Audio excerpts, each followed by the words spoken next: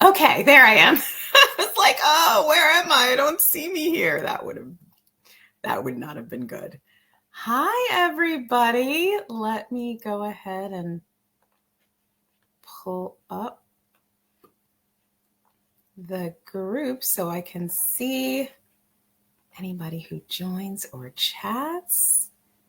How are you? You know my question. Where in the world are you? There it is. Okay, perfect. Comment in the comments below. Where in the world are you? I want to know. And we're going to go ahead and get started. Okay, so wait, my screen is doing something weird. That is not what I want my screen to do. Nope, not working at all. Girl. All right, perfect. All right. Yay, let's get started. All right, hello again, amazing cycle breakers. Dr. Lynyetta Willis here. Welcome back to the third and final installment of our Breaking Cycles of Reactive Parenting series. Now, if you've been with me, I want you to type your biggest insights that you've gotten from this series so far, whether it be from these lives or from the homework. Let me know in the comments. And while you're doing that, I'm going to recap where we've come from, where we are, and where we're going to go today. So using my reverse reaction framework, you've learned a few things. You've learned the key steps that you've got to take in order to truly break the cycle of overreactions. Now, during our first session together, we uncovered that sometimes what we think is triggering us isn't actually what's setting us off, okay? I showed you specifically how getting this starting point wrong can actually lead us to rely on strategies that won't work, because you're trying to solve the wrong issue. It's like trying to fix the stove by changing the light bulb in your bathroom. Like, that's not going to work. And that's why the first step of the reverse reaction framework, recognizing what's really triggering you, is so important. Okay. So being able to do that is going to help you to choose the right strategies so that you'll actually react less. So if you missed that first session, please go back and watch it. It's really important, and you're going to get a lot of great nuggets out of that. Now, in the second session, you learned that it's not enough to know what's triggering you. You also have to know or understand why, the why behind the reaction. Okay, so you learned 3 common roots of our reactions: unmet needs, unhonored stressors, and unhealed pains. Okay, and you learned that understanding what each of these roots are that are really driving your reactions are actually the key to helping you choose the right strategy that's actually going to move the needle when you're trying to react less. So same thing, please go back and watch that one, because you really need to understand the why. And I give you some very specific tips and tools to help you understand which why, and some examples to help you understand which why, or which root, might be impacting, root or roots might be impacting your reaction. So we've used the first 2 steps of the reverse reaction framework, recognizing your real triggers and revealing the roots of your reaction. So today we're going to dive into the final phase of the reverse reaction framework, which is rebuild your tools. Can you tell I like alliterations? Okay. So that you can calm and respond more than you react. So again, in our previous trainings, we focused on the what are you really reacting to, and the why. Why are you reacting to this trigger? And today we're going to focus on the how. How do you turn these insights that you gained from these previous 2 sessions into real actionable change? Now, you know as well as I do, it's not enough to know your triggers and understand their roots. You may be sitting there thinking, all right, thanks for the insight, but how do I stop yelling at my kid who's going to be in the room in 2 minutes? Right? How do I stop doing that consistently? Well, in order to do that, in order to truly break any cycle, really, and keep it broken, there are 3 things that you got to do consistently. Now, I teach these things to my couples clients. I teach them in my parenting program. Like, these are so core and so fundamental to breaking cycles. I teach them everywhere. All right. Without honoring these, you will either revert back to old reactions, or you'll feel lost on what to do during those frustrating moments when the things that you are doing no longer work. Okay. So the first thing you've got to do involves my favorite word in the English language. And those of you who have been with me for a while know what this word is. You've heard me talk about it. My favorite word in the English language is experiment. I always say, treat life like an experiment and you'll never fail. You'll only learn. And this is because experiments, by definition, are not based on a pass-fail system. Okay, the results either support your assumption that you made going in or they don't, but they always teach you something. So how does this apply to your reactions? Well, once you've nailed what you're really reacting to and the roots of your reaction, now you have to intentionally experiment with a strategy or tool that will help you respond more than you react. This simple mindset shift, right, into experiment is how you turn everyday parenting challenges and overwhelming moments into opportunities for growth. You approach it all like an experiment. Now, I love creating experiments. I've been doing it my whole career. I actually literally had a supervisor once who asked me, she was like, what's the book that you use to get your clients' homework? And I was like, what are you talking about? And she's like, the book that you, and I'm like, I don't use a book. And she was like, wait, you come up with those things off the top of your head? And I was like, yes, I come up with them at the top of my head. And I teach my clients to do it all the time, right? Because it is a lot of fun. It can really be a fun, creative process to create experiments for yourself, with your kids, with your partner. So make it fun. Don't make this something that feels like another chore, another thing to do. All right. So step one, create an experiment that you're willing to try to deal with your real triggers or the roots of your reactions. The second thing you got to do is you have to establish habits. Okay. Now, once you have your experiment down, you'll need to establish habits that will help you implement the chosen tool consistently. Now, I'm going to be honest, this one can feel tough without support.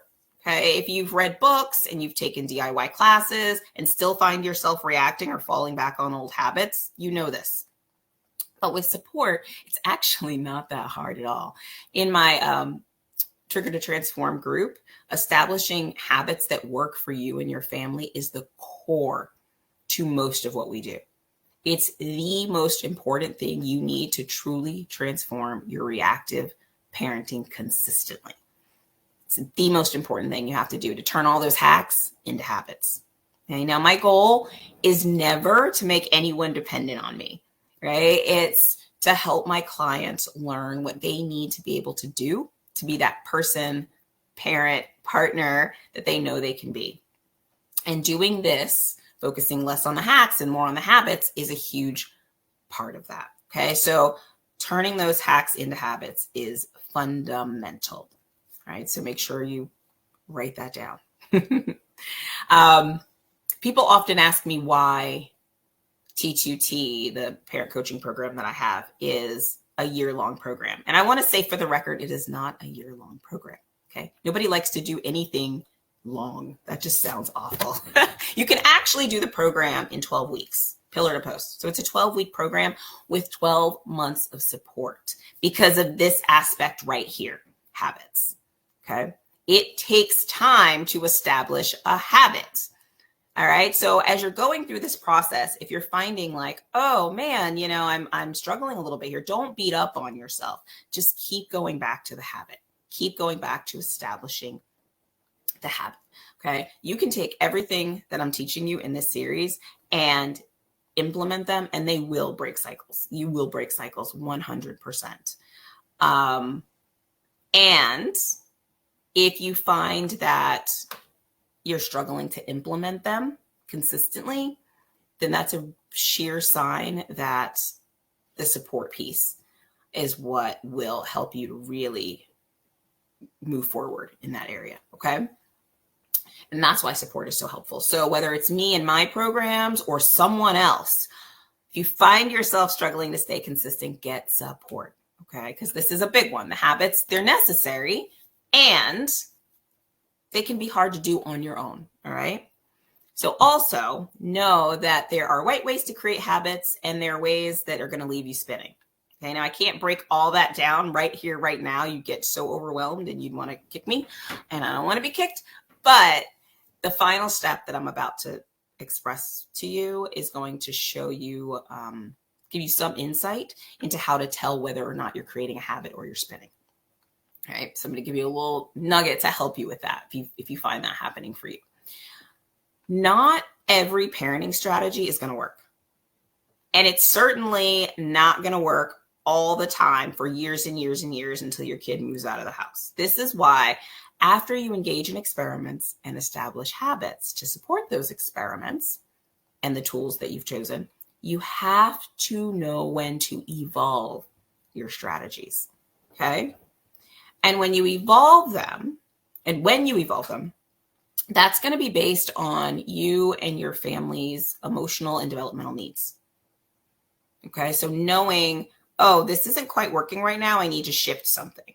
That's the third thing that is really, really important, that being able to discern for yourself when something needs to be shifted, when a habit needs to be pivoted. And this is the number one secret to staying ahead of stressful reactions and keeping your responses fresh and effective. Okay, so that you can keep up that connection with the ups and downs. It's being able to evolve and pivot when you need to. Okay? We nor our kids are going to be the same person, tomorrow, let alone 1 year, 2 years, 5 years from now. Okay, so we have to have flexibility. And this is why a lot of the clients that I work with, they stay with me for 2, sometimes 3 years, not because they have to, but because the system that I'm teaching you right now helps them to evolve the strategies and the habits, no matter what age or stage their kids are in, no matter what's going on in their life. So they have that support, and that feels really good, right? In our programs, we go from kids, toddlers to teens. We support it all because it's really about establishing these habits and getting the support down. All right. So evolving the strategies over time, that's about knowing when what you're doing is working and when it's not working, or knowing when what used to work is no longer working so that you can pivot quickly and confidently. Okay. So how often have you found yourself in a situation where you're using a strategy and it worked, and then it stopped working and you found yourself stuck, sad, overwhelmed, blaming yourself, blaming your kid, all the things?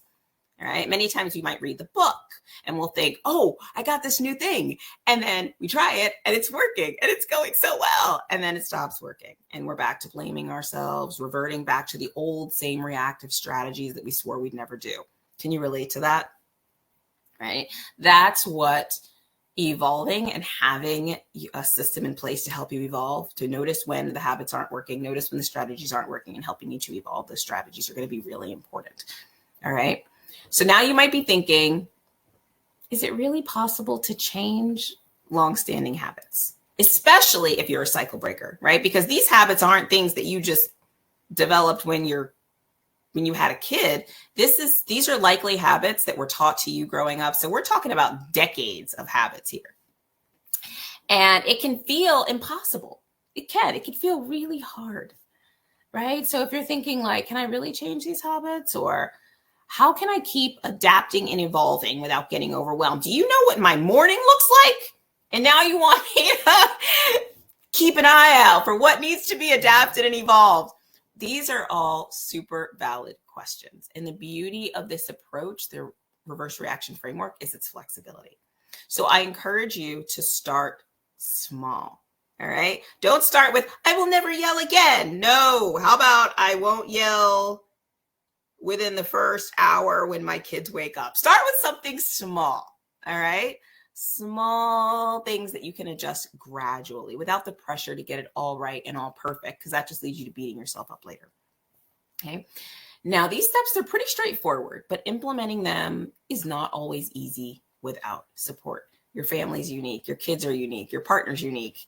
Everything's unique, right? And finding the right balance of habits and strategies, it can feel really overwhelming. And this is where the Trigger to Transform Parent Coaching Program comes in. T2T, it provides you with the structure and the support, not just from me, you see me all the time, but also from the community of people who have kids of all ages. Like, we literally have toddlers to teens in this group, right? So you have the support and the structure to guide you through each of these phases consistently. experimenting with new strategies consistently, establishing and evolving affecting habits consistently, right? What you've learned in these past 3 sessions, the reverse reaction framework, in the program, you rock this within the first month. Recognizing your real triggers, revealing your roots, starting the process of rebuilding your tools. Okay. So it really is something that gives you that structure and that support. So you're not having to go it alone if that's not something that you feel like you can do consistently and in helpful ways. Now, I created T2T to help cycle breakers. Those of you who want to raise your kids differently than you were raised. You read all the books, you listened to the podcast, you did the DIYs, you tried all the things, but you still find yourself doing and saying the things that you swore you'd never stop or that you swore you'd never start in the first place. Now, T2T isn't for everyone, okay? If you're one of those people that feels like you could teach Mary Poppins a thing or two about parenting, you just need a little touch up here or there, that's T2T isn't for you. I love you. Stick around, keep listening, touch up all day. But that's not really who T2T is for. This is for the cycle breakers in the room, those who refuse to pass down what they witnessed or experienced growing up, but they're not sure how to stop. Those of you who are concerned that your kids won't come home and visit when they're older if things keep going this way. Those of you who not only want them to come home, but you want them to come home. Did you catch that? You're going to want to see them because you're going to be excited to see them when they want to come home, right? You want them to pick up the phone when you call, and you're not really sure if they'd want to right now. And for the love, you just want to enjoy parenting. You want to enjoy parenting. You don't want this process to just be something that you're ticking the marks off, like in the jail cell, the days off in the jail cell until they leave the house. No, you want to model for them healthy ways to connect. So when they have kids, your grandkids have a new legacy that they're going to experience in new ways of being, right? That's who this program is for. Now, not everyone or every situation is right for Trigger to Transform. So I'm not saying join today, click the link below. Nope.